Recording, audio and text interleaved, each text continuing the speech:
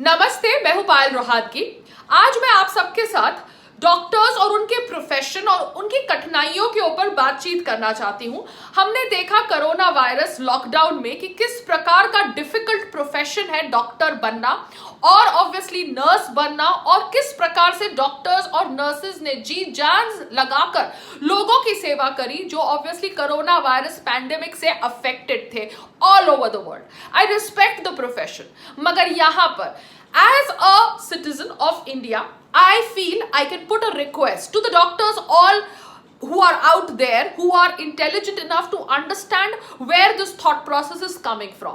मुझे लगता है कि भारत के अंदर हर प्राइवेट क्लिनिक, हर हॉस्पिटल के अंदर एक अलग प्रोटोकॉल फॉलो करना चाहिए फॉर सीनियर सिटीजन्स। जी हाँ, ये मैं इस आधार पर कह रही हूँ क्योंकि मेरा एक निजी एक्सपीरियंस भी रहा है।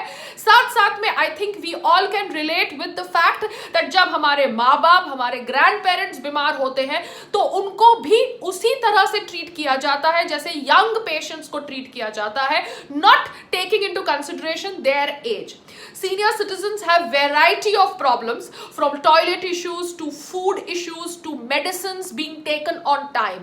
उनको वेटिंग कराना गलत है, मगर मैंने देखा है अहमदाबाद के अंदर स्पेसिफिकली, बिकॉज यहाँ पर मैं काफ़ी हॉस्पिटल्स, क्लिनिक्स विजिट करती हूँ, तब सीनियर सिटीजन्स के लिए कोई प्रोटोकॉल नहीं है। Because I am Payal Rohatgi, I make few calls, I make sure that जो अपॉइंटमेंट टाइम मुझे दी गई है उस अपॉइंटमेंट टाइम पे मैं जरूर पहुंच जाऊं, मगर उस अपॉइंटमेंट टाइम पे पहुंचने के बाद मुझे वेटिंग बिल्कुल पसंद नहीं आती, because that is wrong, because I am with a senior citizen. Senior citizen के बाल मूवमेंट्स होते हैं, उनकी दवाइयां उनको उनके टाइम पे लेनी होती है, उनके खाने के इश्यूज होते हैं, मगर मैंने देखा है हॉस्पिटल्स के अंदर, क्लिनिक्स के अंदर, लोकल अहमदाबाद के अंदर कि कैसे सीनियर सिटीजन्स को उनके अपॉइंटमेंट टाइम पे आने के बावजूद 2-2, 3-3 घंटे के लिए वेटिंग में रखा जाता है। This is completely wrong.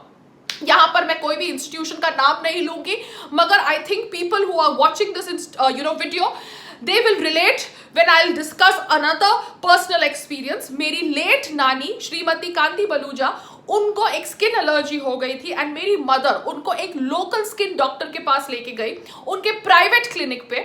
I will withheld myself from taking the name of that clinic, but I obviously whenever will meet that doctor, I am going to give her a piece of my mind, क्योंकि उसने मेरी नानी who was 90 plus at that time when she had that allergy, clinic में 1 घंटे से ऊपर waiting में रखा।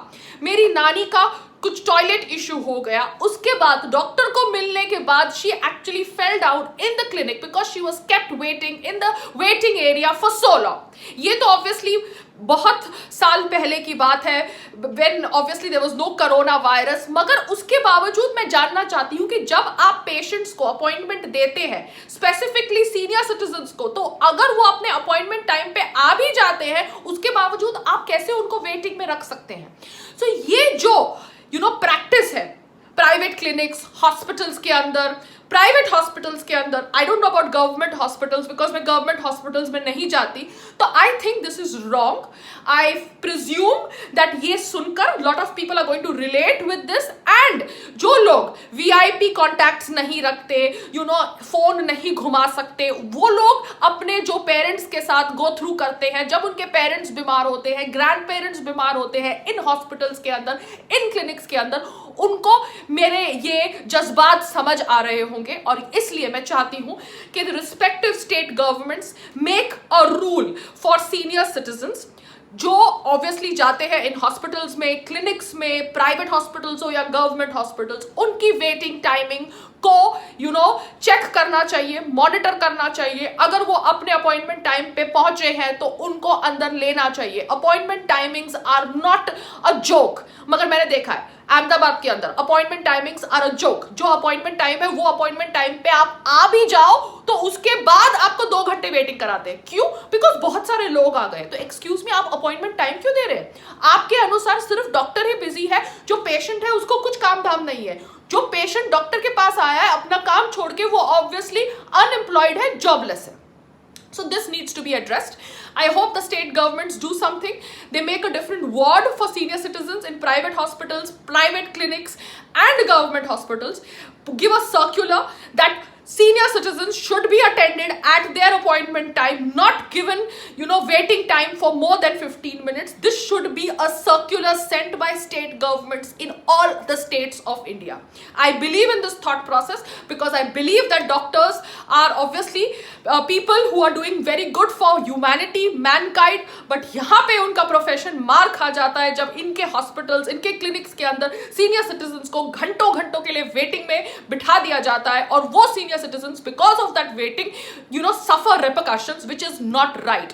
और मेरी नानी के साथ जो हुआ वो इसी वजह से हुआ because she went to a skin doctor to show her skin allergy and that doctor kept her waiting for more than 1.5 hours. She obviously had some issues with her toilet, then she fell down due to embarrassment, and because she fell down she hurt her head, which we came to know the next day, and after that it just went on and she left us in few months. So I will always hold that doctor responsible and her waiting drama for bringing my nani's life to an end. And I don't want this to happen with anybody else. किसी और के माँ बाप के साथ, किसी और के दादा दादी के साथ, किसी और के नाना नानी के साथ ये नहीं हो. इसलिए state governments all over the India, you need to do something about senior citizens attending doctors in private hospitals and clinics and government hospitals. There needs to be a protocol that has to be maintained for them.